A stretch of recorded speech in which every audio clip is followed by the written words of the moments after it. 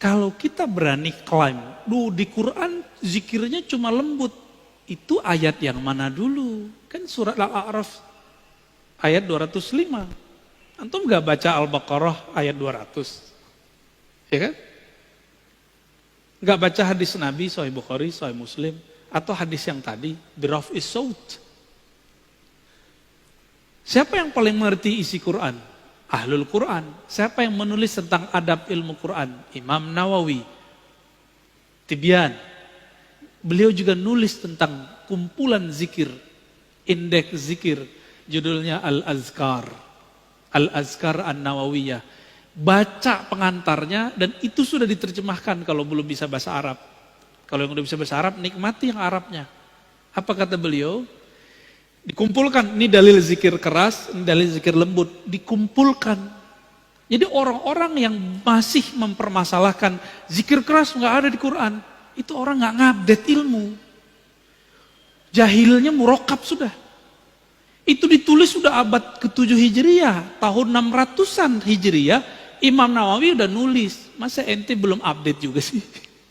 Gitu kita bilang ngomong ke dia. Apa kata beliau? Zikir jahar, zikir sir, dua-duanya tidak boleh dipertentangkan. Karena dua-duanya sabit fil Quran. Dua-duanya ada di Quran. Terus gimana? Nabi itu kadang mengajarkan keras, kadang mengajarkan lembut. Itu aja. Hanya ulama ahli fikih, ahli zikirlah yang mengerti kapan keras, kapan lembut. Jadi fas'alu ahla dzikri, tanya ke pakar zikir, kapan kita keras, kapan kita lembut. Salah satu murid dari Abah Anom datang kepada saya, Ustadz, saya kalau zikir la ilaha illallah ba'da sholat harus 165, harus kenceng. Saya tanya balik, bukannya antum dulu diajarin beliau, pangersa Abah, zikir keras, terus ada zikir lembut. Kalau lagi ngantor, kalau lagi di tempat kerja, kalau lagi safar, gak usah zikir yang keras, pakai zikir yang lembut. Maksud beliau begitu, jangan saklek. Kalau nggak sesuai kondisinya zikir keras, ya zikir lembut aja. Sebenarnya zikir keras, zikir lembut itu bukan masalah afdol, tapi kondisi. Di saat kolbu kita sedang bermasalah, maka zikir jahar paling afdal. Di saat zikir kolbu kita sudah tenang, jiwa kita sudah teratur, zikir lembut itu lebih afdal.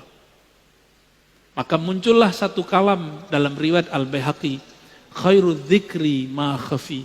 Sebaik-baik zikir itu yang lembut lirih. Baru nyambung sama surah Al-A'raf, wazkur rabbaka fi nafsik. Sebut nama Allah di dalam dirimu, dalam lembaga jiwamu, dengan kerendahan hati, dengan tidak menjaharkan dengan lisan. Baru masuk. Jadi ayat ini jangan dipertentangkan dengan ayat yang lain. Ya. Ini yang lucu, teman saya praktisi ruqyah membid'ahkan zikir keras. Tapi kalau dia meruqyah, dia bentak-bentak orang pakai takbir. Bentak-bentak orang pakai ayat. Padahal Nabi nggak pernah bentak-bentak orang pakai takbir, nggak pernah. Malah Nabi yang dibentak orang. Siapa yang melindungimu dari pedangku? Jawaban Nabi, Allah. Langsung jatuh dia. Jadi Nabi kalau baca Allah jadi pedang, Pak. Sakti. Kalau kita baca la ilaha illallah, takbir, udah berbuih, udah habis suara, nggak menang-menang juga. Kalah lagi. Berarti kita baru baca di lisan. Tentara Al-Mahdi di akhir zaman itu menaklukkan Rum cukup dengan takbir. Berarti takbir dia takbir yang mana tuh? Bukan takbir yang berisik, tapi takbir yang menggetarkan langit dan bumi. Yang bersumber dari kolbu, terjun, tembus ke dalam kolbu. Jadi nggak ada masalah. Mau zikir keras, mau zikir lembut. Namun kalau tetangga kita terganggu ya kasihan Pak. Zikir lembut lah. Kecuali antum lagi mabuk zikir. Ya. Apa kata Nabi? Uzkurullah hatta yakul. Zikirlah kepada Allah hatta yaqulal munafikun, sehingga orang munafik berkata, muraun, di riwayat kedua majnun, sampai orang munafik menuduh kamu gila atau ria. Ya. Makanya dulu ada yang nanya di sini, mohon maaf langsung saya potong karena beliau sudah sepuh. Itu zikir hitung-hitungan, kenapa itu? Langsung saya mohon maaf saya potong langsung, kasihan. Masih ada beliau? Masih ada? Wah, kalau Ma'ani dia nggak mau ikut ngaji lagi. Nggak apa-apa ya. Itu kenapa? Masa seumur begitu masih suuzon sama orang zikir, ntar jadi munafik kata Nabi. Bahaya. Maka semoga semenjak saat itu dia tidak suuzon lagi sama orang yang berzikir. Kira-kira begitu. Wallahu a'lam bishawab.